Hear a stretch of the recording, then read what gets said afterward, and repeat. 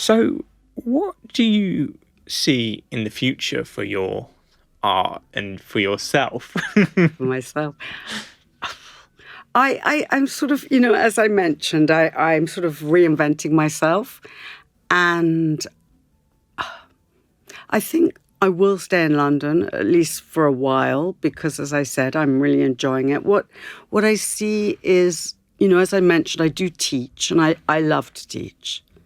I especially love to teach adults who have absolutely no confidence. And I love to take them on that journey of saying, you can do this. Because kids, you just have to tell a child they're amazing enough, and they'll believe you. And that's such a rewarding, beautiful thing. But to tell an adult that they're really good at something when they don't think that they're really good at it, and then they start to change and get some confidence. So I love the teaching aspect of my life, and I'll continue with that. I'd like to have bigger workshops. I love teaching how to draw people. And I have all these things that I've devised. But the thing that I'd like to have a show later this year. And I really would like to flesh out this live drawing of London and the people in the city. And I want to do more of that. Yeah, that would be wonderful. And obviously, as you said, that it changes throughout the year, so you will see different people.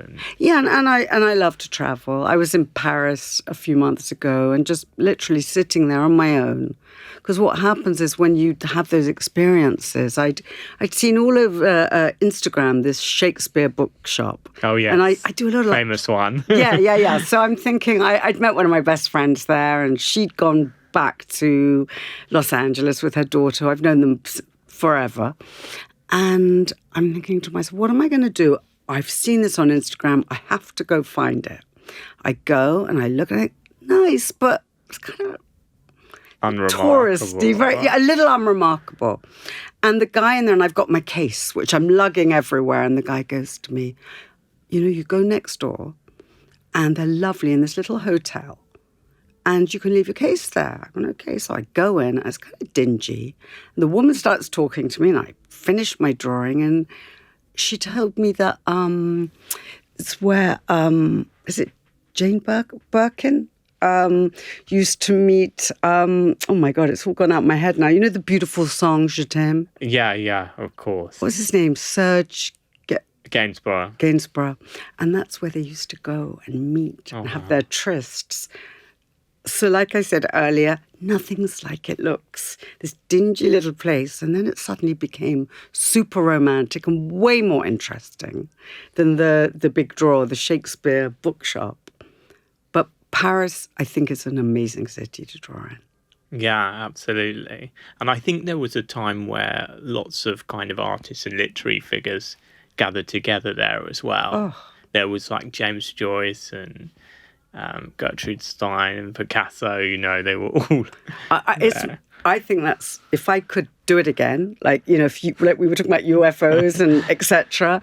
If I could sort of do time travel and pick a time, that would be the time where I would like to live. Really inspiring, obviously. How about you?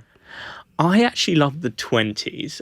When I had my 40th birthday party, it was a Gatsby themed party. So it was, that for me is my time. I just love the kind of sense of fun and joy.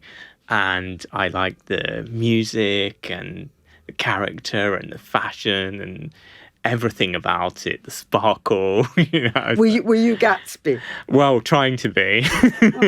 That must have been the most wonderful party. That just sounds amazing. Yeah, it was really brilliant. It was really brilliant. So I think that's the time that I really, really love, But there's other times even, around, obviously. It's really to do with the literary novels you read, like Austen, Dickens, Those are the ones that kind of paint the picture and you think, wow, what a time it must be to live.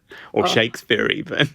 No, absolutely. If you read, Fitzgerald's books, yeah, like The Beautiful and the Damned and all those, and you feel it. You feel like you could be there. Yeah, they kind of paint a picture through words, I would say, it's Absolutely. which is a skill. So how did you get, obviously you talked about how you got into art, but how did you kind of come into teaching, and how did that transition? Was it just a natural thing that happened, and was that in America or London? No, it was in America. I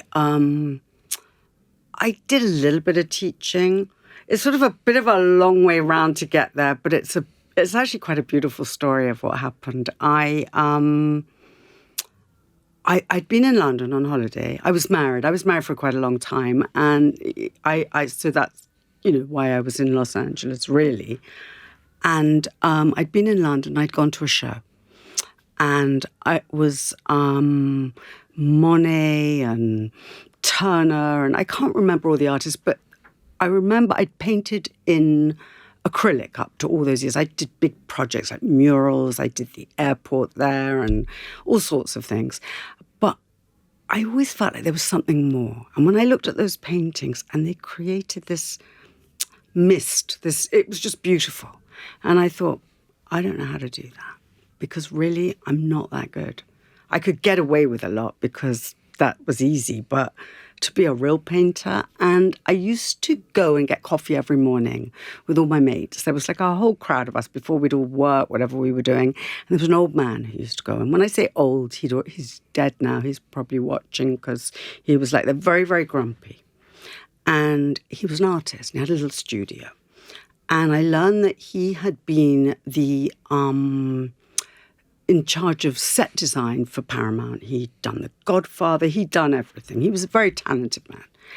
And we were talking, and I told him how I loved oil. And he was really quite hateful. And he went, well, what do you know? What do you know? What do you think you could paint in oil? I went, yeah. And I want you to teach me, because I'm not teaching you. Why should I teach you? I said, because I will do everything you tell me to. He goes, fine. You'll do 10, what did he make me do? 10 paintings and 20 drawings a week. Anyway, long story short, I started with him like a maniac almost every day. And his name was Evans, and he changed my life. And he said, well, there's a studio going next door if you want. I went, okay. So I get the studio. He goes, I'll never give you a compliment. And out of nowhere, someone saw some of my paintings in London and gave me a show. It was amazing. It was my first solo show in Chelsea, and I had a catalogue. And he said to me, I'm really not interested in that. And then he said to my assistant, please show me. And he was kind of proud. Anyway, then we had the housing crisis.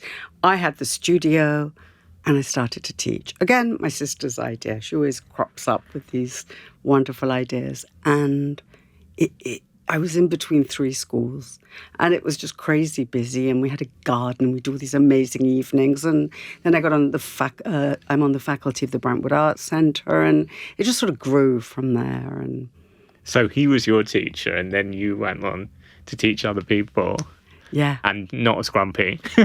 No, I try to be quite kind and nurturing, because I know that I used to get nervous with him sometimes. That was hard. I used to feel quite intimidated. I think that's some people's style of teaching, and it's like that master of something, and they think, oh, we're gonna, like the chefs, we're gonna teach you in this way, but there's different ways to teach, as you realise. There's a much more nurturing and kind of encouraging way to do it. I think you could get to the same place. Definitely. But, I think you've got to teach the students sometimes, and not the lesson, because we're all a little bit different. But he would have thought that was just ridiculous. And all this woke stuff for a man like Evans, he would have, oh, please. He just didn't go for that. But he was an incredibly talented man. Wow, definitely sounds it. Yeah, he was.